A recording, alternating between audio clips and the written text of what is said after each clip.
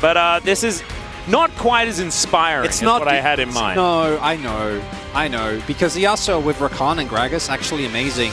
But I think the mid lane matchup might have deterred them from that one.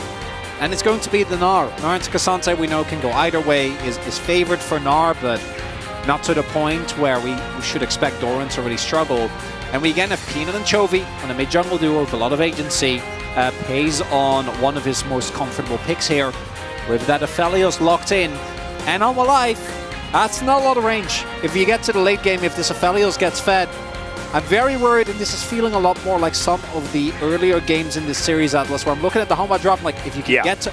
Oh, man. Gnar is just a very strange thing, as we've got an angry bee, and Chovy was just having a little bit of a cry, and then he gets a little bit confused. Why are you being so aggressive there, Zeka? No, I think he got hit by a Q or something. Already chunked him a little bit. Yeah, and so Zeka got angry bee.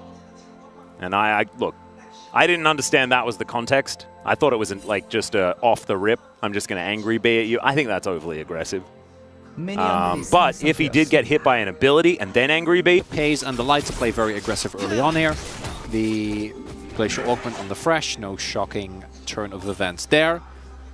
And this is the game where either Gen.G punch themselves a ticket to the winner finals, or Hanwha Life force me to open my eyes and look at my hands, which might very well happen. I think the team fighting power that this composition has is amazing. We've seen T1 come back with a very similar composition, costed the Gen.G team in Challengers this split. I have. They have been pretty. They've been pretty quid.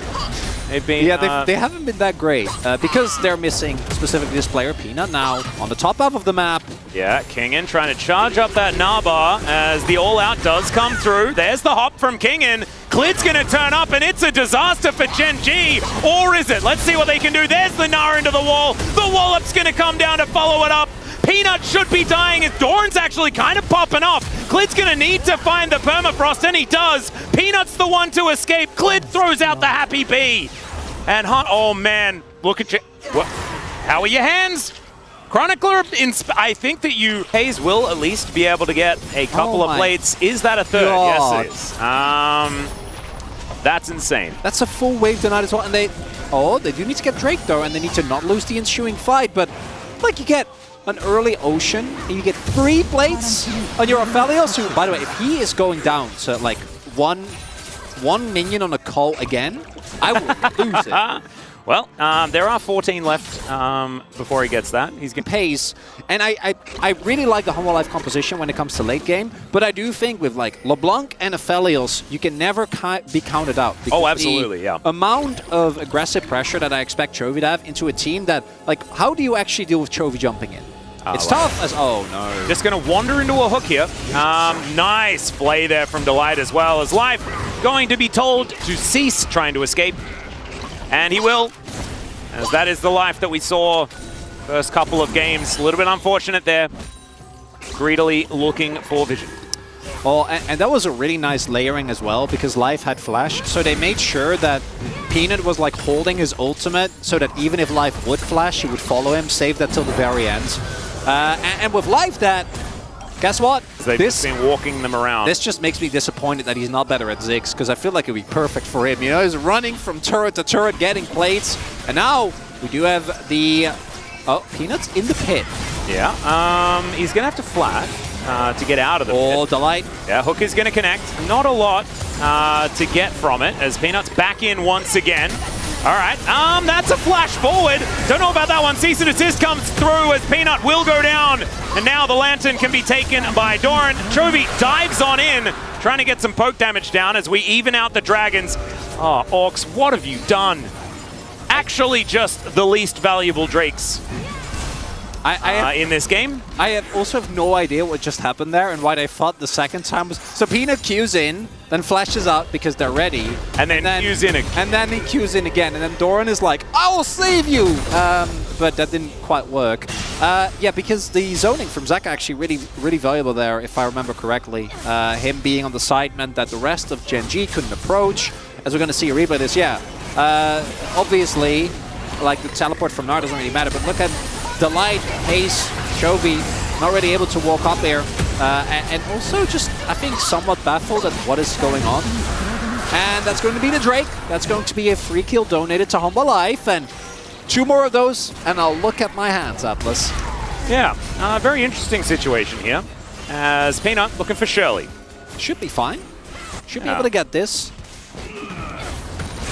Without too much trouble. And we haven't mentioned Chovy as much because the game hasn't been about him. But he is still up 23 CS. And he is the sole source of magic damage. And the enemies really want to itemize armor because there is a monster fat Thelios on the enemy team. So life is kind of great for Chovy. And then she's done.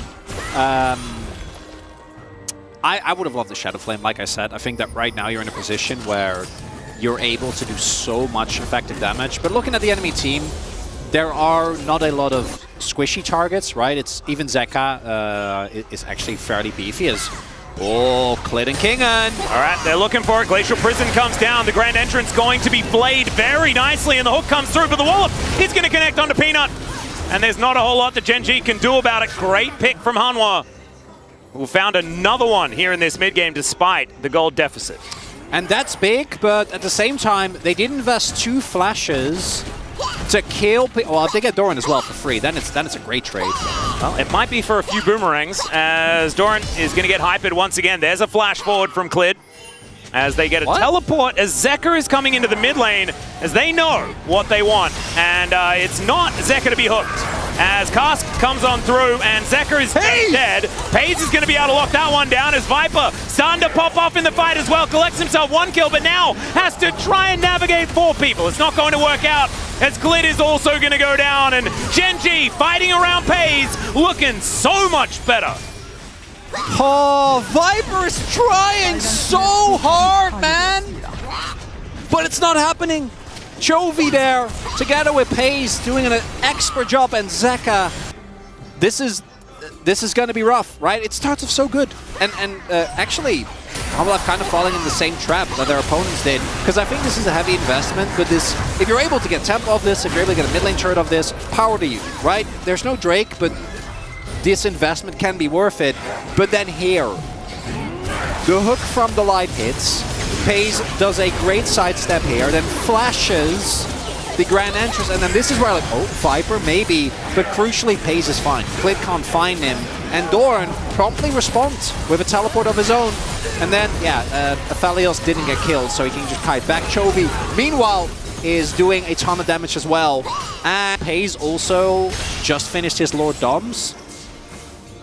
That's a big spike. That's, yeah, I don't think you get to fight for now. She is very far off of 16, so I don't think he'll hit that. But even just getting death cap will be humongous here.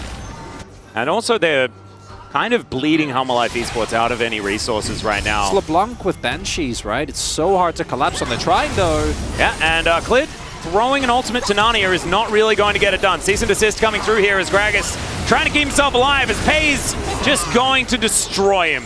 Kingen not going to offer too much back there, as we get a zoom, optimistic zoom there from Jonas Strong, but we still get a zoom anyway, as the hook is going to go moderately wide. As Nah comes through, connects onto the Cassante, as Doran is just not exactly too worried about a turret, and in fact, just bring him over, predicts it, as he can walk through the base gate, but still, Pace just does so much damage. Presses Q with that Infernum and feels real good about it. And now the inhibitor turret is going to be taken down. Hanwha, you're going to have to try and look for a fight at some point. And needs to be while you have players that are alive.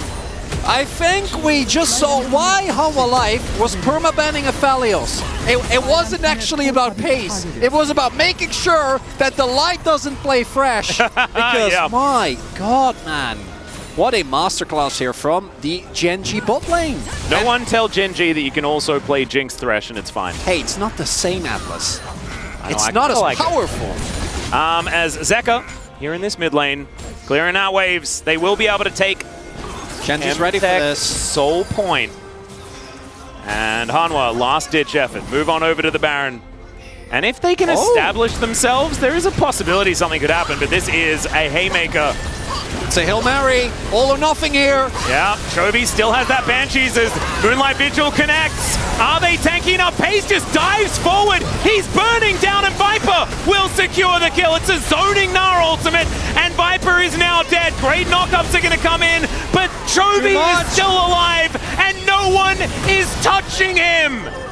He can just do whatever he wants. Life is hiding as best he can. It's a horror movie for this Rakan, as Chovy is just walking past him. He'll connect the chains, and goodbye Life. He says, oh, I missed you, buddy, from last year, but I'm sorry, I'm going to have to put you in the death chamber for a while I win this game. And that is going to be it here. Gen G, yeah, they drop game number 3, but game number 4, back to your regularly scheduled programming. Completely decimating Hanwha Life here in this final game, Atlas. Obliteration once again, and this time it was back to how they won the first 2 games, and that was with a better game plan. As Viper going to be taken out, he does take Delight with him, and this is not the end for Hanwha Life Esports. They will be now down in the lower bracket to face off against KT next week.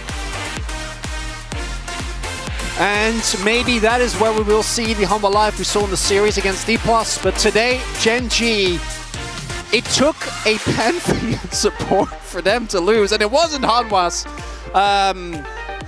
Really incredibly well performed here. I think this final game in particular really solidifying kind of the overall tale of this series. It's a Delight, it's a Pace,